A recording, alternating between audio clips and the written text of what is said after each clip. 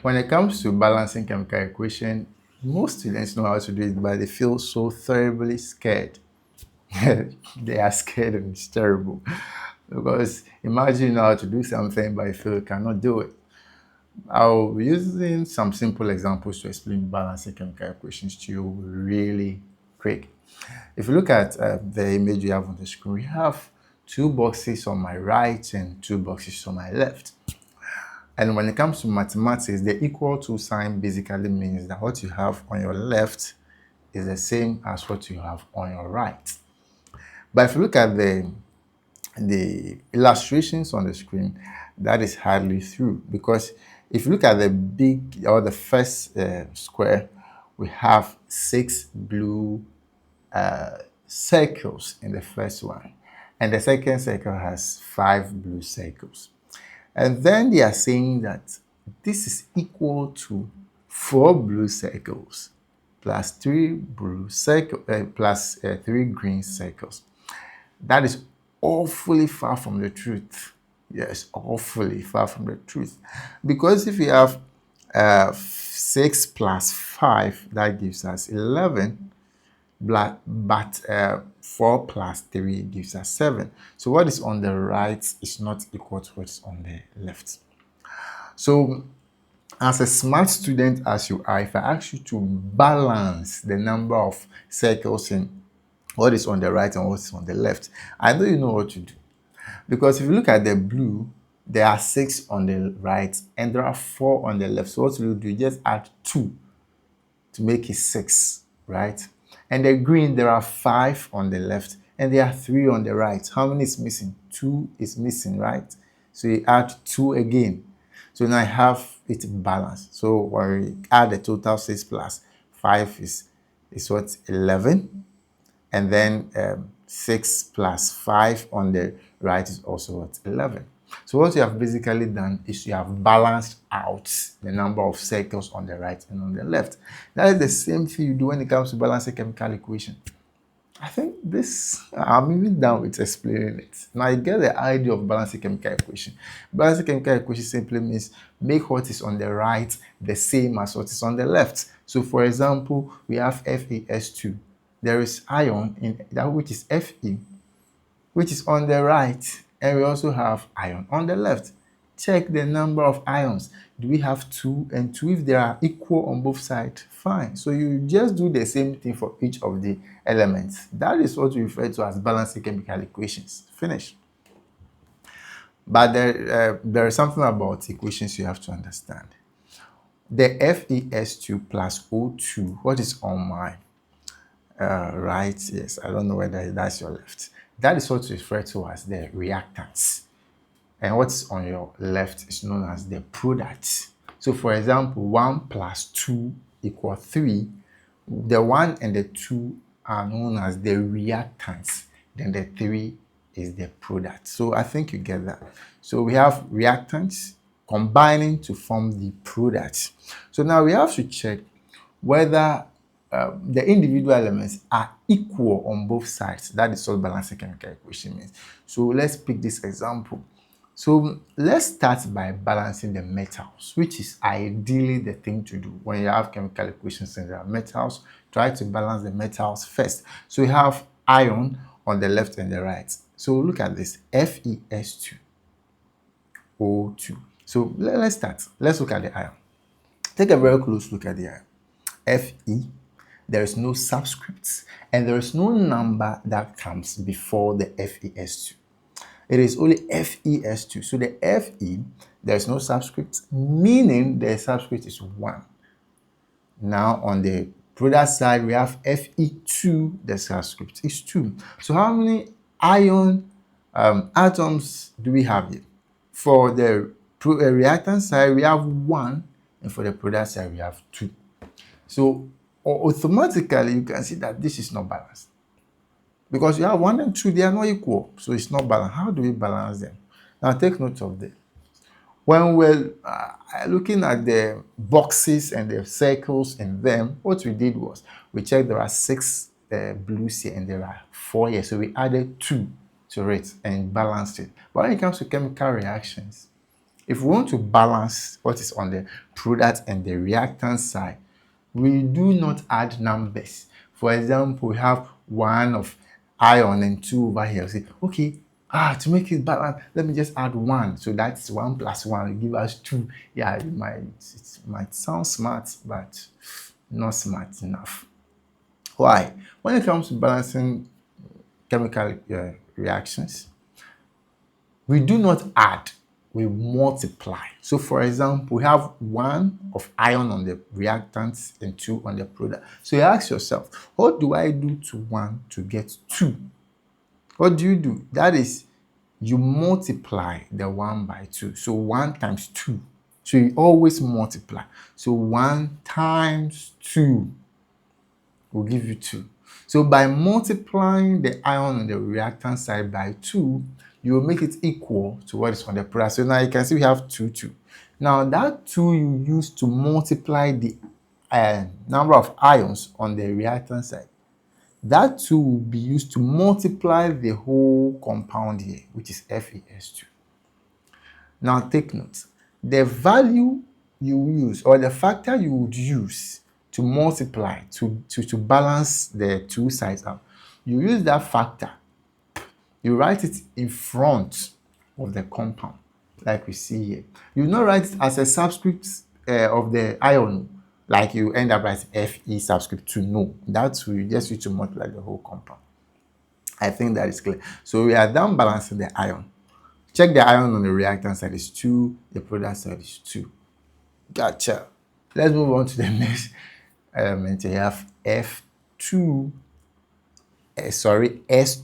S subscript 2 on the reactant side and S on the product side, the one that I've highlighted. I think you've got it. So let's see, we have F subscript 2. So there are 2 atoms of the sulfur there. But here's the interesting thing. You can see that when we're trying to balance the ion out, we place 2 behind the whole compound. That 2 also affects the sulfur. So that means the sulfur is actually 2 times 2 because of the 2 behind the whole compound. So the number of sulfur now becomes the subscript 2 times the 2 behind. So the total number of sulfur is now 4. Yeah, so take note of that. What about the product side? The product side, we have SO2.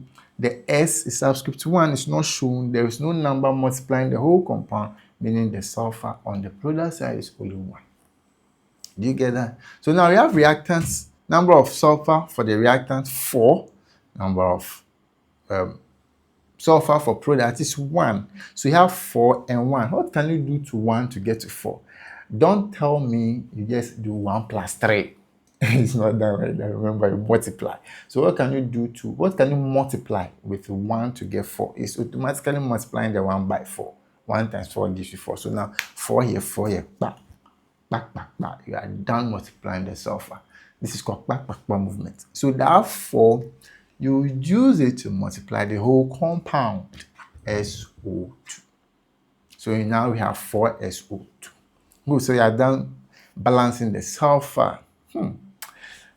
Now let's balance the oxygen. For the product side, oxygen we have 2. Why is it 2? Look at the subscript O2. Then the product side, we have how many? Actually, the 2 was for the reactant side here. I didn't remember what I mentioned there. So for the reactant side, I have O2. What about the product side? Oxygen. If you look at Fe2O3, there are 3 oxygens there. Did you see that? Fe2O3. There are what? 3 oxygens there. Got it? Good.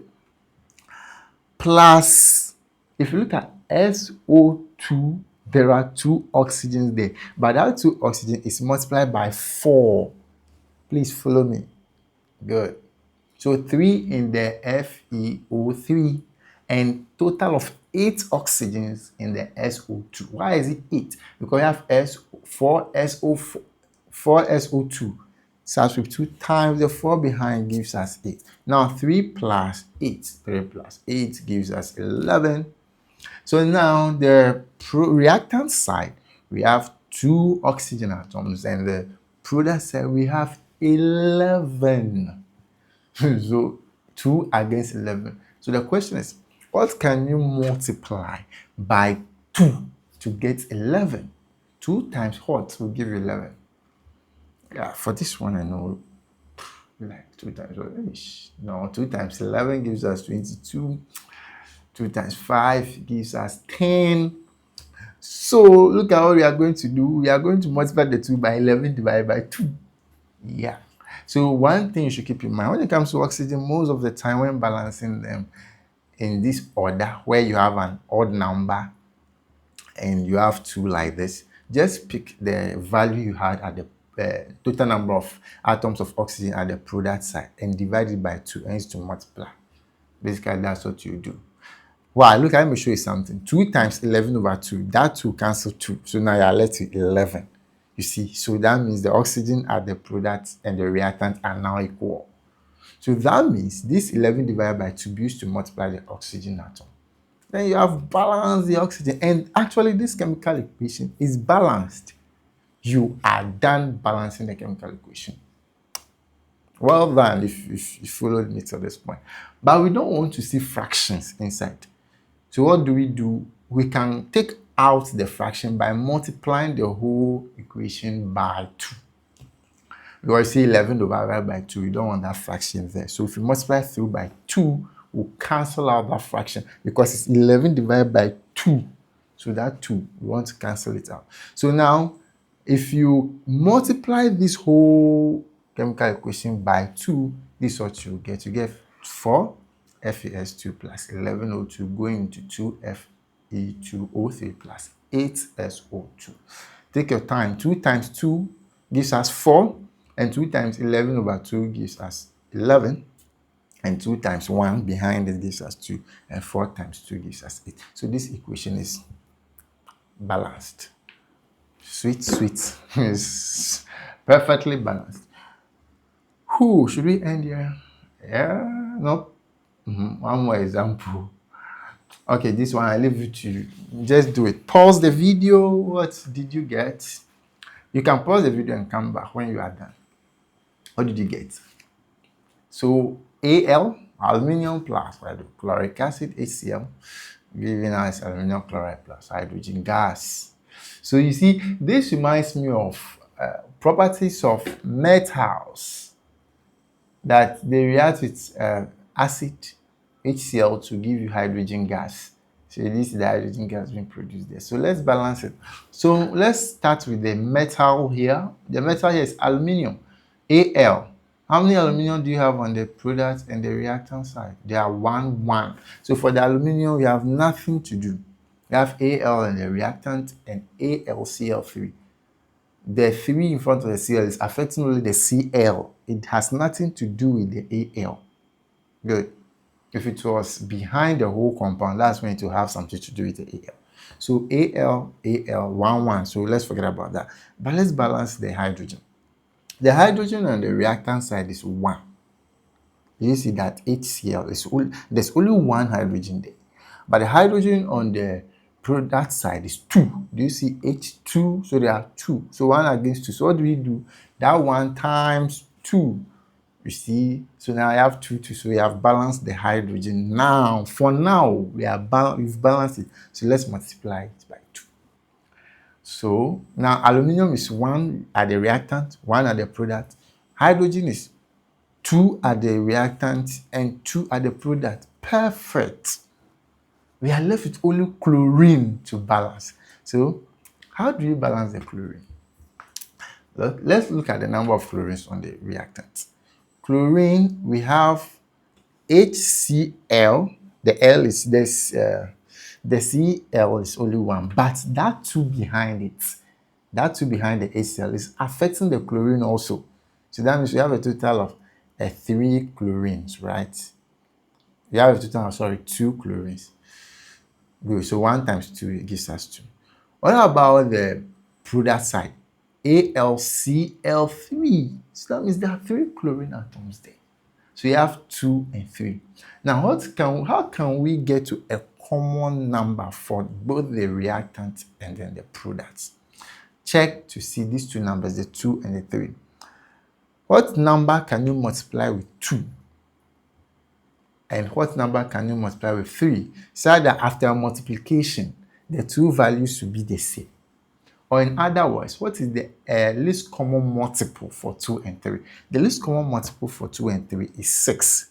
That means when we multiply the 3 of chlorine on the product side by 2 and multiply the chlorine on the reactant side by 3, what will happen is that we will now have 6 chlorine on the reactant and 6 on the product. Do you get that?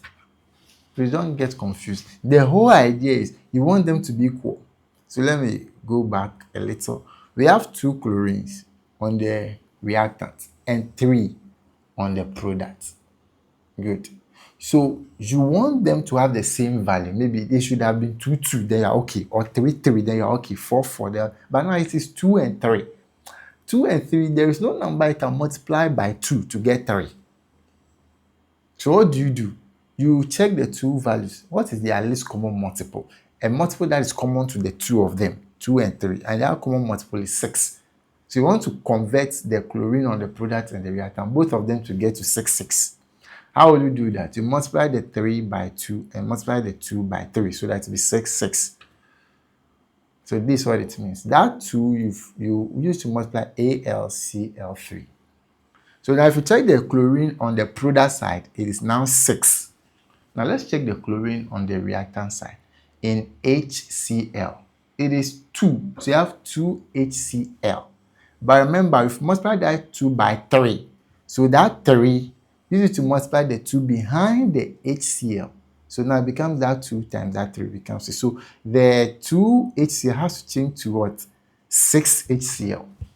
So basically what that means is when it comes to balancing chemical reactions, I prefer to use pencils, because when I balance one, in the process of balancing the other one, you end up changing what you've balanced again.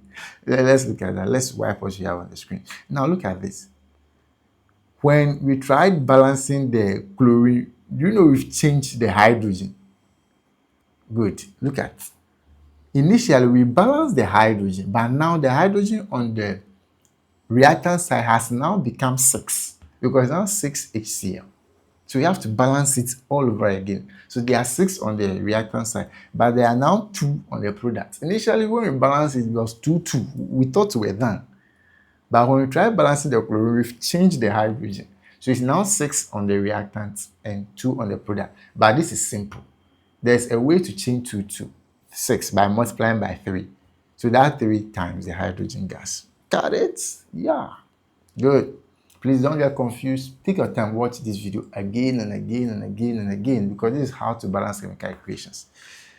So now, aluminium. Let's come back to aluminium. Initially, aluminium was 1, 1 on both sides. But have you seen what has happened?